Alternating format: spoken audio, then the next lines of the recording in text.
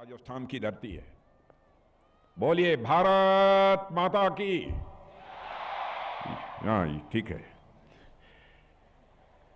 राजस्थान के राज्यपाल श्री हरिभाऊ किशनराव बागड़े, राजस्थान के लोकप्रिय मुख्यमंत्री Shri Bhajanlal ji Sharma, governor Mizoram general doctor V K Singh ji, Shrimati Diya Kumari deputy chief minister Rajasthan, Shri Premchand Bairwa deputy chief minister Rajasthan, Shri Vasudev Devnani speaker Rajasthan Vidhan, Rajasthan के सभी मंत्रीगण, राजस्थान के सांसदगण, विधायकगण और जनप्रतिनिधिगण, general Anil Chauhan chief of defence staff, general Upendra Dwivedi chief of army staff, lieutenant general Manjinder Singh GOC/INC south western command, पूर्व सेनाध्यक्ष general VP Malik, general JJ Singh ji, general Deepak Kapoor, general Dalbir Singh ji Suhag, पूर्व नौसेनाध्यक्ष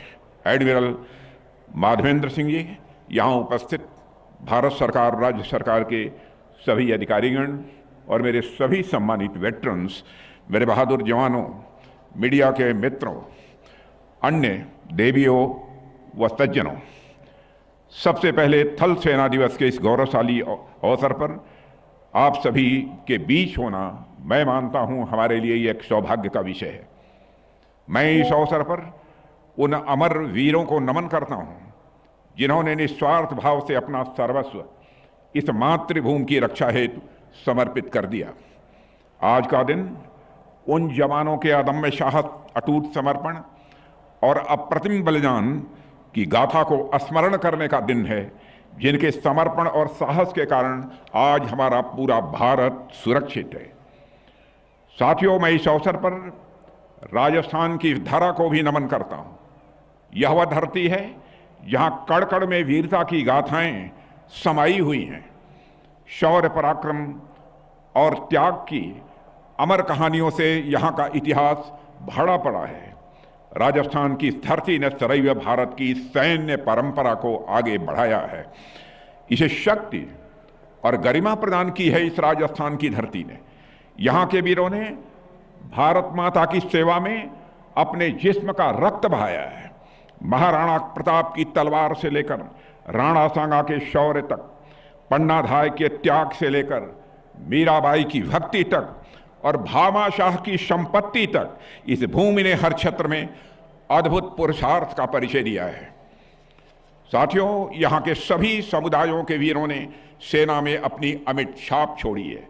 आज भी राजस्थान के अनगिनत युवा सेना के विभिन्न रेजिमेंट्स में सेवारत हैं और देश की सीमाओं पर अपनी जान की बाजी लगाए हुए हैं।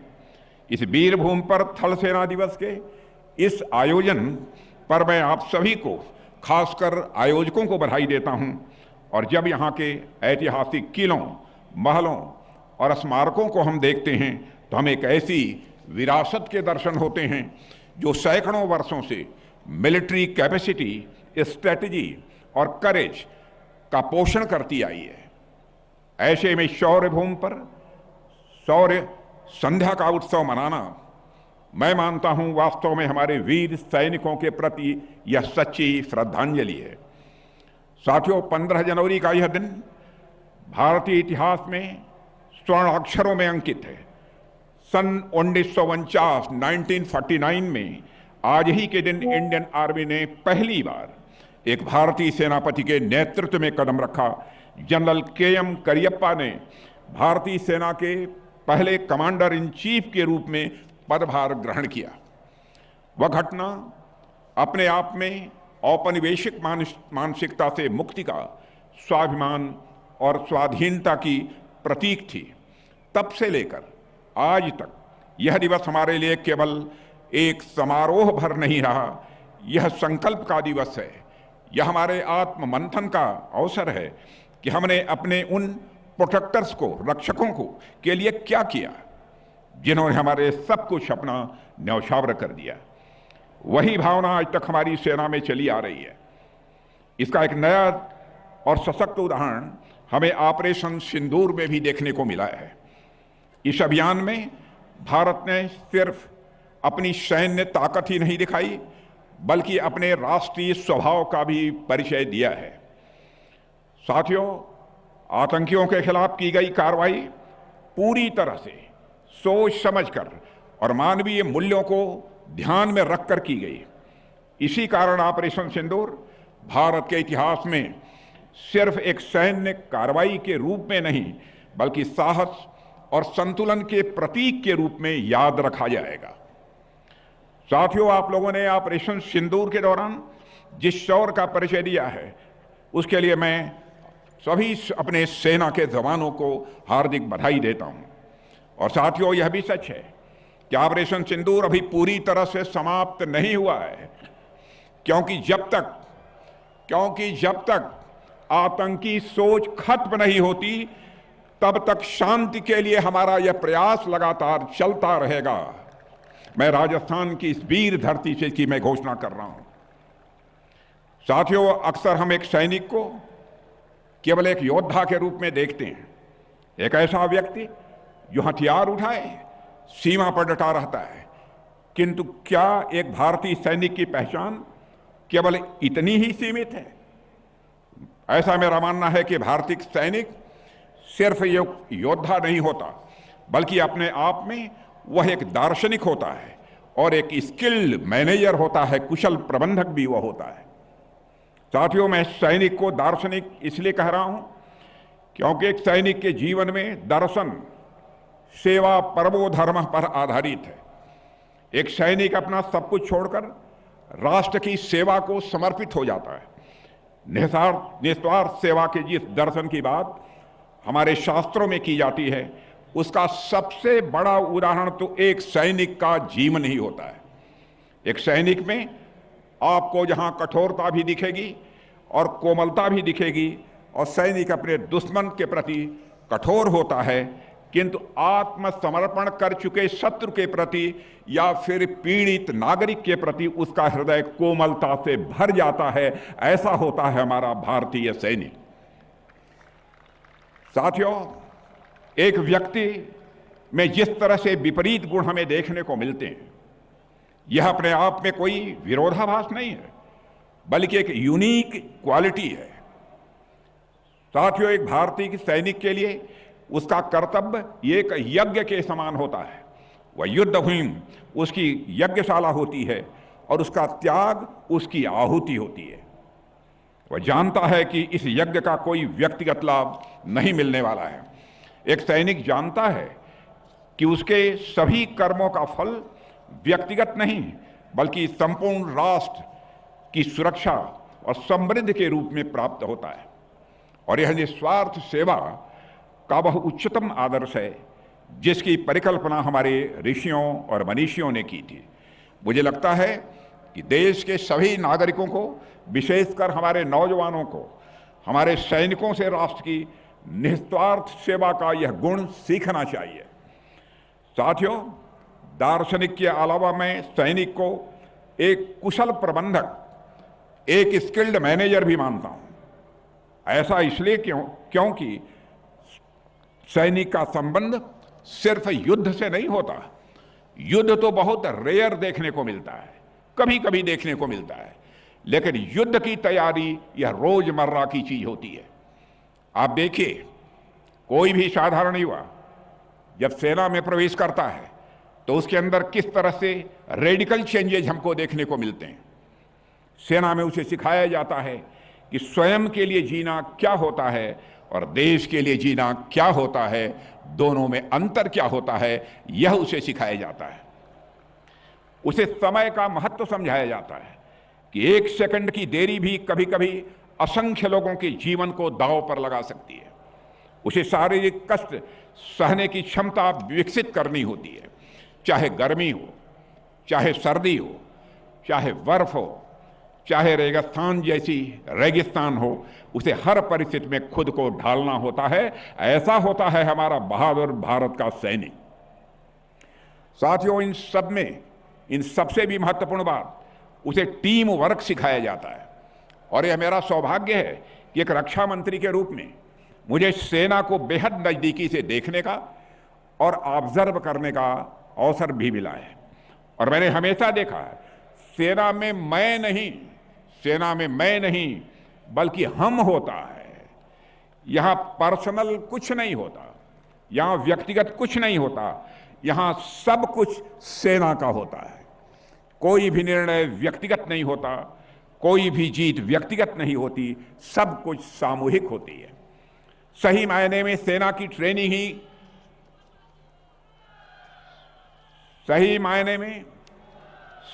ट्रेनिंग ही ऐसी होती है कि एक सैनिक को पता ही नहीं चलता है कि कब वह अनस्किल्ड से स्किल्ड हो जाता है, अकुशल से कुशल हो जाता है और बेहतरीन मैनेजमेंट वह सीख लेता है। ऐसा होता है हमारा भारत का सेना का जवान।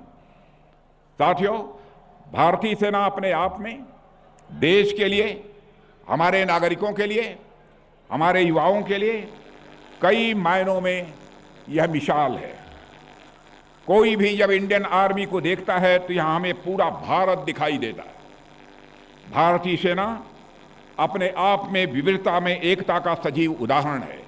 यहां देश के कोने कोने से आए नौजवान अलग अलग भाषाएं बोलते हुए, अलग अलग खान पान और पहनावे के साथ एक साझा लक्ष्य के लिए वह एकजुट हो जाते हैं और दुश्मन का मुकाबला करते हैं। सेना की किसी भी रेजिमेंट में आप चले जाइए, आपको कई राज्यों के नौजवान एक साथ दिखाई देंगे। वे एक दूसरे के त्योहार भी मनाते हैं, एक दूसरे की भाषा भी सीखते हैं, एक दूसरे के संकट में सहायक भी बनते हैं। सेना ने भारत की सामाजिक एकता को मजबूत करने में एक अतुल्य योगदान दिया है, यह मैं विश्वास के साथ कह सकता हूं। और साथियों, यही कारण है कि भारतीय सेना केवल एक सैन्य बल नहीं है, यह राष्ट्र निर्माण का एक प्रमुख स्तंभ है। आप दुनिया के अधिकांश सैन्य बलों को देखिए, वहां सेना एक अलग डोमेन की तरह काम करती है। आमतौर पर नागरिकों के साथ उनका बहुत ज्यादा वास्ता नहीं होता है, लेकिन भारत में सेना नागरिकों के साथ मिलकर काम करती है, यह सबसे बड़ा अंतर है। और ऐसा सिर्फ केवल बॉर्डर एरियाज में नहीं है, बल्कि देश के हर क्षेत्र में देखने को मिलता है। और साथियों, जनता सेना पर अटूट विश्वास करती है। यह विश्वास ही सेना की, मैं मानता हूं, कि सबसे बड़ी ताकत है। सैनिक जानते हैं कि वे जिस जनता की रक्षा कर रहे हैं वह उनके परिवार का हिस्सा है, और जनता जानती है कि उनके सैनिक कभी भी उन्हें निराश नहीं कर सकते। यह पारस्परिक विश्वास का बंधन ही हमारे राष्ट्रीय सुरक्षा ढांचे की यह नींव है। साथियों, हमारे सैनिकों ने वहां न केवल शांति बनाए रखी है, मैं कह सकता हूं, बल्कि उन दो देशों के नागरिकों के लिए मेडिकल हेल्प, इंफ्रास्ट्रक्चर डेवलपमेंट का निर्माण और ह्यूमैनिटेरियन हेल्प भी प्रदान की है जहां भी ये आवश्यकता पड़ी है। हमारी सेना दुनिया के लिए एक शांति दूत बनकर उभरी है। इससे भारत की जो वसुधैव कुटुंबकम की भावना है, इससे स्वाभाविक रूप से उसे बल मिला है। साथियों, मैं आज इस मंच से रिफॉर्म्स के लिए भारतीय सेना द्वारा उठाए गए कदमों की भी मैं सराहना करना चाहूंगा। आमतौर पर किसी भी बड़े ऑर्गेनाइजेशन में एक चुनौती यह होती है, उसमें रिफॉर्म्स कंपैरेटिवली, अपेक्षाकृत धीरे धीरे, कंपैरेटिवली स्लो हो जाते हैं। ऑर्गेनाइजेशन इतना बड़ा होता है कि कोई भी सुधार उसमें लागू कर पाना इतना आसान नहीं होता। लेकिन इंडियन आर्मी ने यह दिखाया है कि ऑर्गेनाइजेशन, संगठन बड़ा होने के बावजूद भी अगर इच्छा शक्ति है तो रिफॉर्म को तेजी से लागू करने में कोई समस्या नहीं आती है। और साथियों, हम 2047 तक भारतीय सेना को, मैं बतलाना चाहता हूं इस राजस्थान की वीरभूमि से, हम 2047 तक प्रधानमंत्री श्री नरेंद्र मोदी के नेतृत्व में भारतीय सेना को दुनिया की सबसे सशक्त सेना बनाने की ओर बढ़ रहे हैं।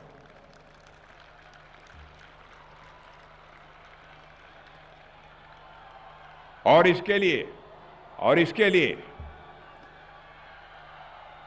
इसके लिए मेरे साथियों, आप सबकी तारीफ होनी चाहिए कि आप अभी से लेकर 2047 तक के रोड मैप को ध्यान में रखकर आगे बढ़ रहे हैं। साथियों, इस समय हमारे आसपास दुनिया की जो स्थिति चल रही है उससे हम सभी वाकिफ हैं। हम एक ऐसे दौर से गुजर रहे हैं जहां स्थापित धारणाएं, इस्टेब्लिश्ड नोशंस, ये टूट रहे हैं या तोड़े जा रहे हैं। दुनिया अनसर्टेनिटी के दौर से गुजर रही है। ऐसे में यह बात तो पूरी तरह से स्पष्ट है कि सेनाओं का मजबूत रहना तथा सेनाओं का मॉडर्नाइज और आत्मनिर्भर रहना किसी भी देश के अस्तित्व के लिए जितना आज महत्वपूर्ण हो चुका है उतना पहले कभी नहीं रहा है। ऐसी स्थिति में सेनाओं का मजबूत रहना यह सर्वोपरि है। दूसरी ओर जो इंटर सर्विसेज लिंकेजेज हैं उनको भी लगातार मजबूत करना होगा मेरे साथियों, क्योंकि जैसे युद्ध के डायमेंशंस का विस्तार हो रहा है उसे देखते हुए अब कुछ भी अप्रत्याशित, अनएक्सपेक्टेड नहीं रह गया है। जिन बातों को पहले सिर्फ एक साधारण आर्थिक गतिविधि, इकोनॉमिक एक्टिविटी के रूप में देखा जाता था, स्ट्रेटजी के तहत आज उनका भी महत्व बहुत बढ़ गया है। हमारी सेनाएं हमारी प्राइमरी स्ट्रेंथ हैं, हमारी प्राथमिक ताकत हैं। इसलिए आपका सबके साथ फॉरवर्ड लुकअप कोलैबोरेशन यह आवश्यक है। और साथियों, हमने सेनाओं में महिलाओं की भूमिका को बढ़ाने में भी कई सकारात्मक प्रयास किए हैं। पारंपरिक रूप से महिलाओं को सेनाओं में सपोर्ट आर्म्स के रूप में बहाल किया जाता रहा है पहले, लेकिन प्रधानमंत्री जी का यह विजन रहा है कि महिलाओं की भूमिका को बढ़ाया जाए। इसलिए धीरे धीरे हमने इस दिशा में कदम उठाया है। मैं समझता हूं कि राजस्थान वासियों के द्वारा इसका स्वागत किया जाना चाहिए। लेकिन जितनी तेज तालियां होनी चाहिए उतनी तेज तालियां नहीं हुई महिलाओं के नाम पर।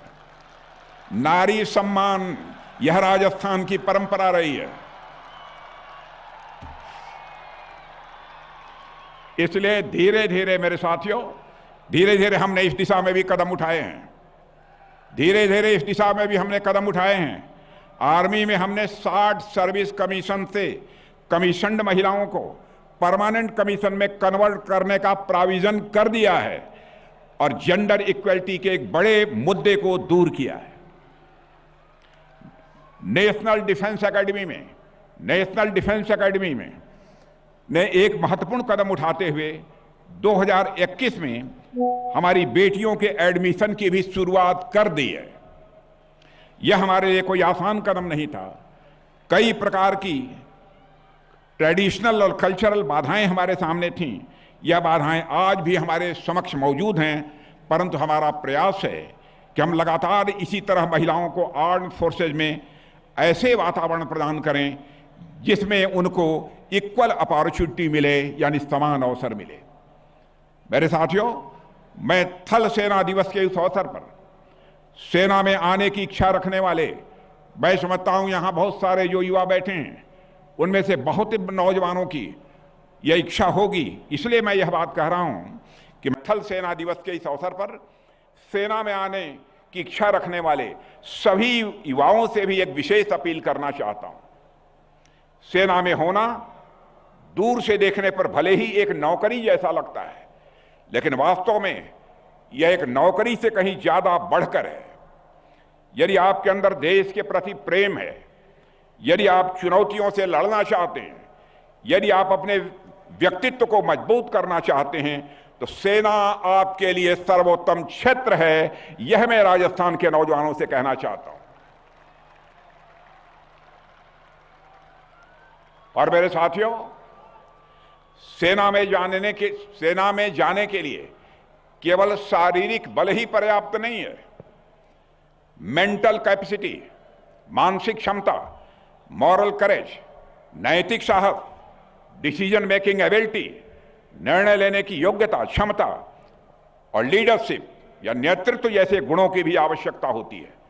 और इन सारी चीजों को मैं देखता हूं तो मैं कह सकता हूं कि राजस्थान के नौजवानों में यह सारी चीजें मुझे देखने को मिलती हैं। और आप इन गुणों को विकसित करें। आप सभी अपने शिक्षा पर भी ध्यान दें, खेलों में भाग लें, लेकिन अनुशासन में रहें, देश के प्रति अपनी जिम्मेदारी को आप समझें। सेना आपको वह सब कुछ दे सकती है जो एक नौजवान चाहता है। आपको यहां एडवेंचर भी मिलेगा। सैनिकों की तो डेली लाइफ ही अपने आप में एक एडवेंचर है। आपको यहां सम्मान भी मिलेगा, देश सेवा का अवसर भी मिलेगा और आपको एक उज्जवल भविष्य भी मिलेगा। मेरे साथियों, आज का दिन देश के लिए भी एक गर्व का दिन है, लेकिन गर्व के साथ साथ नागरिकों की कुछ जिम्मेदारी भी बनती है। हमारे सैनिकों ने हमारे लिए जो कुछ भी किया है, उसके प्रति हमारा कर्तव्य है कि हम उनके परिवारों का ध्यान रखें, ख्याल रखें। हमारा कर्तव्य है कि हम राष्ट्र की एकता और अखंडता को बनाए रखें, ताकि हमारे सैनिकों का बलिदान किसी भी सूरत में व्यर्थ न जाने पाए। हमारा कर्तव्य है कि हम देश की प्रगति में योगदान दें, क्योंकि एक समृद्ध और शक्तिशाली राष्ट्र ही अपनी सेना को सबल बना सकता है। हमारी सरकार भी सैनिकों के प्रति अपनी इस जिम्मेदारी को अच्छी तरह समझती है। हमारे प्रधानमंत्री जी के नेतृत्व में हमने हमेशा राष्ट्रीय सुरक्षा और सेना की क्षमताओं को सशक्त बनाने पर ध्यान दिया है। आमतौर पर किसी भी गवर्नमेंट एक्सपेंडिचर से पहले, सरकारी खर्च से पहले कई लेवल्स पर यह परखा जाता है कि जो संसाधन की रिसोर्सेज की आवश्यकता क्यों है, उसका उपयोग कहाँ होगा और कितना आवश्यक है। लेकिन जब बात भारतीय सेना की आती है तो देश की सुरक्षा को सर्वोपरि मानते हुए सेना की मजबूती के लिए कोई भी आवश्यक खर्च करने से पहले कभी संकोच नहीं किया जाता है। हमारी प्रतिबद्धता, हमारा कमिटमेंट केवल वर्तमान में सेवारत जवानों तक ही सीमित नहीं है, बल्कि उन वेटरन्स तक भी उतनी ही गहरी है जिन्होंने अपने जीवन के अमूल्य वर्ष राष्ट्र की सेवा को समर्पित किए। जो कुछ भी सरकार हमारे वेटरन्स के लिए करती है, मैं समझता हूं कि वेटरन्स के ऊपर कोई एहसान नहीं है, बल्कि सरकार अपने कर्तव्य का, अपनी जिम्मेदारी का वह निर्वाह करती है। मेरे बहनों भाइयों, साथियों, आज का दिन अपने आप में एक विशेष महत्व रखता है। आज 15 जनवरी को हम भारतीय थल सेना दिवस मना रहे हैं और ठीक एक दिन पहले 14 जनवरी को हमने वेटरन्स डे मनाया। कल ही अपने सारे वरिष्ठ वेटरन्स को बड़ी संख्या में मैंने दिल्ली में ही संबोधित किया था। उनसे मिलकर मुझे अनुकूल संवेदना हुई है, बेहद खुशी हुई है। आज भी भले ही उनकी आयु 75 और 80 की हो गई होगी, लेकिन साथ जवानी में जो उनका हौसला था, आज भी इस उम्र में भी उनका हौसला उसी तरह कायम है। साथियों, आज यह दोनों भारतीय थल सेना दिवस और वेटरन डे जो 14-15, यह बिल्कुल एक दिन के अंतर पर हैं। यह केवल एक संयोग नहीं है, बल्कि यह दिखाता है कि हमारे लिए वर्तमान में सीमा पर तैनात सैनिक जितने महत्वपूर्ण हैं, उतने ही महत्वपूर्ण वे हमारे वेटरन्स भी हैं जिन्होंने अतीत में देश की रक्षा की जिम्मेदारी निभाई है। साथियों, हम ईश्वर से यही प्रार्थना करते हैं कि वह हमें यह सामर्थ्य प्रदान करे कि हम हर परिस्थिति में अपने सैनिकों और वेटरन्स के हित में निरंतर कार्य करते रहें। अंत में मैं आप सभी को एक बार फिर भारतीय थल सेना दिवस की हार्दिक शुभकामनाएं देता हूं और आशा करता हूं कि हम इसी तरह से मिलकर राष्ट्र के विकास के लिए काम करते रहेंगे। आपने मुझे अपने बीच आमंत्रित किया, इसके लिए मैं आभार व्यक्त करते हुए यहीं अपनी बात समाप्त करता हूं। और एक बार मैदान में बैठे मेरे सारे जितने भी लोग मैदान में बैठे हैं, हमारे भाई बहन, हमारे बुजुर्ग, मैं सभी से निवेदन करूंगा कि एक बार अपने स्थान पर खड़े हो जाइए और खड़े होकर बोलिए, भारत माता की। और तेज आवाज आने चाहिए, राजस्थान की धरती है। बोलिए, भारत माता की, भारत माता की। बहुत बहुत धन्यवाद। धन्यवाद महोदय।